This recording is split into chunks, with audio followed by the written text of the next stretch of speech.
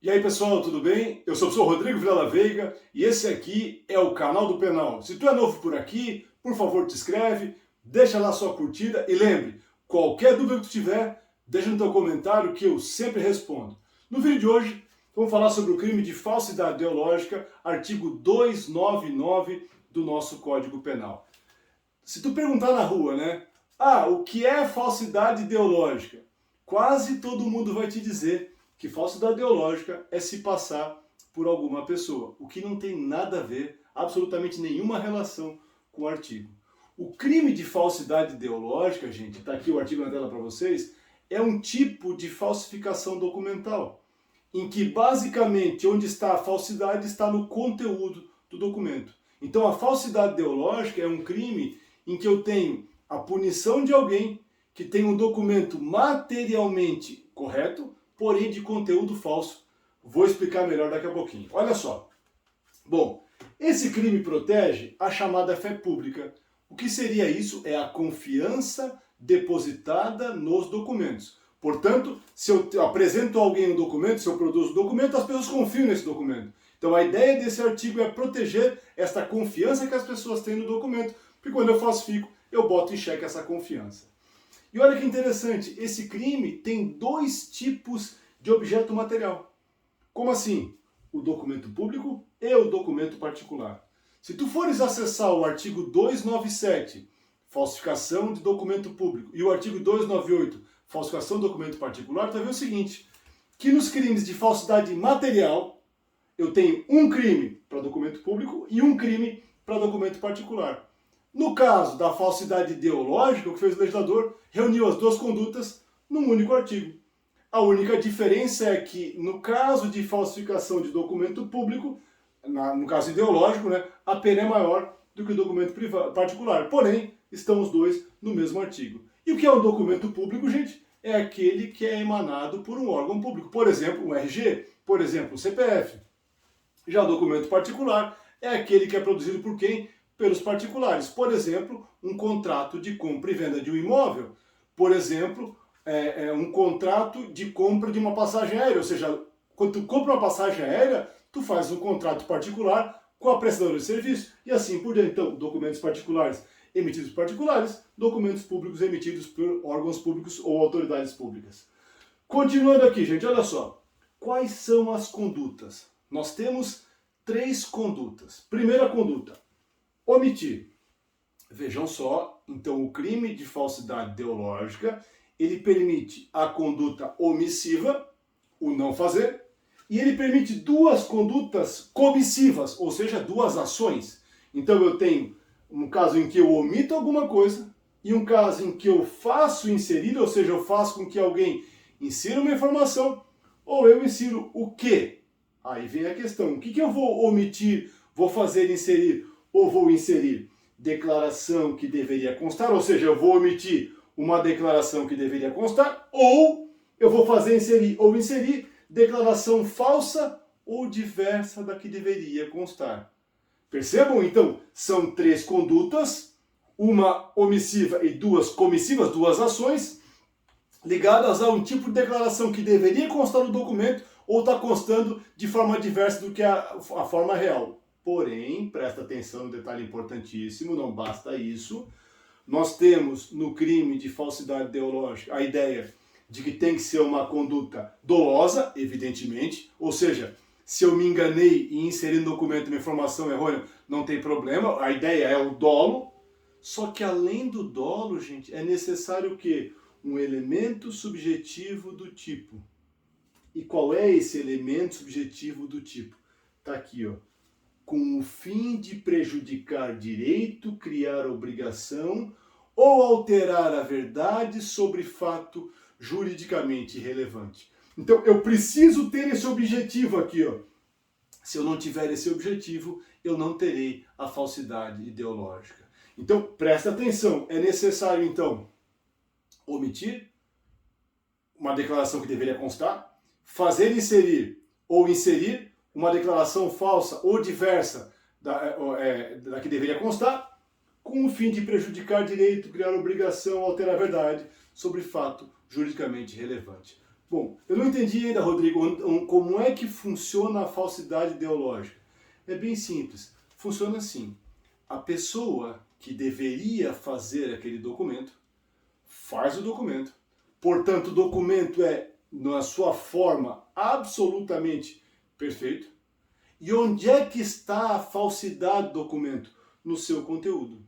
Então, eu vou colocar um conteúdo falso, e esse conteúdo falso terá o fim de prejudicar direito, criar obrigação e assim por diante. Então, essa é a ideia. A falsidade ideológica, ela pune o conteúdo falso.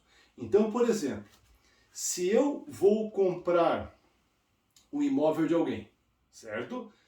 E eu combino com essa pessoa que nós vamos omitir neste contrato de compra e venda o estado civil daquela pessoa, porque ela está se divorciando e ela não quer dividir a venda daquele bem com a pessoa que ela está se divorciando. Nós combinamos isso e inserimos a informação, então, no contrato de compra e venda, dizendo o seguinte: fulano de tal, solteiro, e nós colocamos a data da compra e venda em data anterior, à união daquelas pessoas. Consequentemente, ao fazer isso, tanto eu quanto o outro que está celebrando o contrato comigo, estamos fazendo o quê? De forma dolosa, inserindo informação falsa, com o objetivo de fazer o quê? De prejudicar direito de quem? Da pessoa que vai se divorciar da outra pessoa. Este é um caso clássico de falsidade ideológica. Outro exemplo. Imaginem que uma pessoa tem uma certidão de nascimento falsa. Esta pessoa, então, vai até o Instituto de Perícias para fazer um novo RG. E ela, então, apresenta para fazer o RG essa certidão de nascimento falsa. O que ela está fazendo aí? Ela está fazendo inserir uma informação falsa no documento. Portanto, teremos ali também um tipo de falsidade ideológica. Bom, continuando aqui, gente, olha só. Quando é que se consuma esse crime? A falsidade ideológica se consuma exatamente no momento em que eu faço o quê? A inserção ou a omissão daquela informação que deveria constar ou de forma incorreta está constando. Essa é a ideia. Colocou, tá resolvido. Mesmo que eu não use o documento para absolutamente nada. O fato de produzir o documento ideologicamente falso já é o que basta para consumar o crime. A tentativa, em tese, ela é possível nas condutas comissivas, ou seja, quando eu vou inserir há quem defenda, se eu não me engano, o Magalhães de Noronha é um cara que defende essa tese, de que não seria possível isso, porque o documento ele só passaria a ter validade quando ele está terminado. O documento pela metade não serviria para nada. Então, antes de terminar o documento, eu não teria o crime. É uma posição interessante, mas a grande maioria entende o quê? Que a tentativa é sim possível nas condutas comissivas, ou seja, nas ações. Na omissão, isso não seria possível. Bom, continuando aqui, gente, uma questão também bastante interessante é quem é o sujeito ativo? Qualquer pessoa maior e capaz, detalhe, que seja a pessoa que pode produzir aquele documento. Senão, eu teria um crime de falsidade material, ou seja, ou o 297 ou o 298. Então, por exemplo, se eu pego uma carteira de identidade verdadeira e eu raspo ela e insiro um novo nome, que crime é esse? Artigo 297, falsificação de documento público. Por quê? Porque eu, Rodrigo, não tenho a atribuição de emitir carteiras de identidade. Por outro lado, se eu sou funcionário público encarregado no Instituto de Perícias fazer a carteira de identidade e eu insiro ali dolosamente um nome falso, qual é meu crime? Falsidade ideológica. Tranquilo? O mesmo exemplo lá do contrato de compra e venda.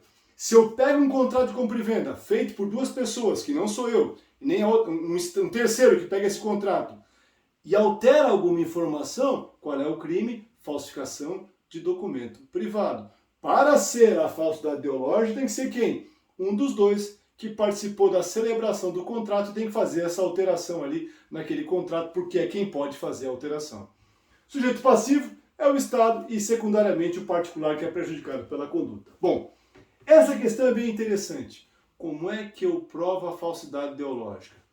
Por que a questão é interessante? Porque, olha só, Se eu fizer uma perícia num documento que tem o seu conteúdo falso, que é ideologicamente falso, vai dizer o quê? Que o documento é bom. Por que vai dizer que o documento é bom? Porque o documento ele é materialmente original. Foi feito porque deveria ser feito, usou-se a tinta correta, o papel correto, tudo direitinho. Onde é que está a falsidade? No seu conteúdo. Portanto, a demonstração da falsidade ideológica não é feita com perícia e sim com outras provas. Então, por exemplo, se eu tenho uma carteira de identidade que é ideologicamente falso, como é que eu provo que ela não é verdadeira? Eu vou pegar outros documentos que provem, por exemplo, que o nome daquela pessoa não é aquele. Porque se eu periciar a carteira, vai dar tudo certo, porque ela foi feita onde deveria ter sido feita. Então essa questão é bastante interessante a respeito da prova da falsidade ideológica. Bom, o que mais, gente? Olha só, estamos quase acabando, vamos lá.